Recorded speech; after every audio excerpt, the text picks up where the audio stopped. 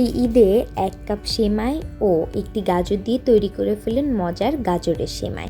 আসসালামু আলাইকুম ভিউয়ার্স, একটা প্যানে আমি 2 টেবিল চামচ পরিমাণে ঘি নিয়ে নিয়েছি, তার মধ্যে নিয়ে নিলাম 1 কাপ লম্বা সেমাই।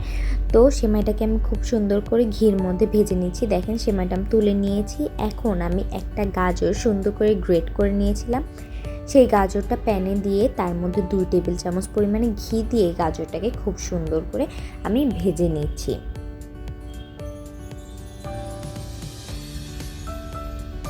গাজরটা এমনভাবে ভাজতে হবে যাতে গাজরের মধ্যে কোনো ধরনের রস না থাকে। তো আমি দেখেন একটা পাতিলে দুধ জাল করতে দিয়েছি। তো এখানে আমি 1.5 কেজি পরিমাণে দুধ নিয়েছিলাম। এখন আমি এই দুধের মধ্যে 1 কাপ পরিমাণ চিনি দিয়ে দিচ্ছি। এখানে আপনারা যে যতটুকু মিষ্টি খাবেন সে ততটুকু চিনি এখানে ইউজ করতে পারেন। আর ফ্লেভারের জন্য দিয়ে দিচ্ছি এলাচের গুঁড়া ছোট্ট 1 টেবিল চামচ।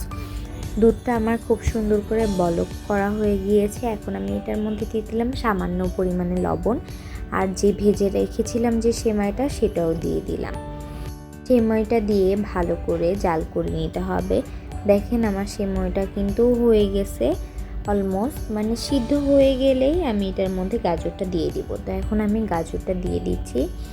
গাজরটা দিয়ে সুন্দর করে সেমাইটাকে নাড়াচাড়া করে নিব।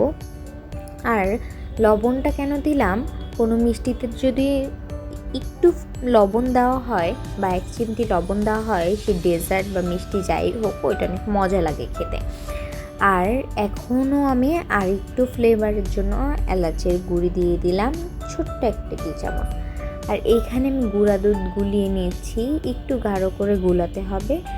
দুধটা দিলে সেমাইয়ের স্বাদটা আরও বেশি মজা লাগবে। আর ঈদে যেহেতু প্রত্যেকবারই সেমাই রান্না করা হয়, তো আপনারা একটা গাজর আর 1 কাপ সেমাই দিয়ে এভাবে মজার গাজরের সেমাই রান্না করে খেতে পারেন। এটা কিন্তু খেতে অসম্ভব মজাদার। আর কালারটা দেখছেন, কালারটাও কিন্তু অসম্ভব সুন্দর আসছে। তো রেসিপিটা কেমন লাগলো অবশ্যই কমেন্টস করে জানিয়ে দিবেন। ভালো লাগলে একটু শেয়ার করে দিবেন। ফেসবুক থেকে দেখে থাকলে একটি লাইক এবং ফলো দিয়ে রাখবেন। আল্লাহ হাফেজ।